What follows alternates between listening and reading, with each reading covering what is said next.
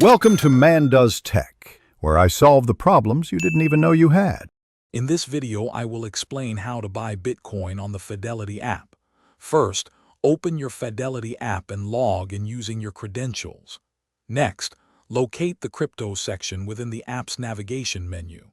Before proceeding, confirm your account is properly set up and enabled for cryptocurrency trading.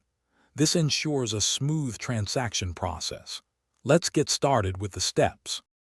Once in the crypto section, select Bitcoin, often listed as BTC. You can then specify the amount you wish to purchase, either by entering a dollar value or a specific quantity of Bitcoin. Carefully review all order details presented, paying close attention to the current price and any associated transaction fees.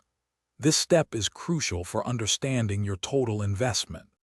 Hey everyone, if you're finding this guide helpful, please hit that like button and subscribe for more content. Quick recommendation: while you're managing your investments, let the Shark AI Ultra Robot Vacuum handle the cleaning. It's voice-controlled, self-emptying, and pet-friendly, keeping your space tidy. Check the description for the link and other great deals. Now, let's get back to the video.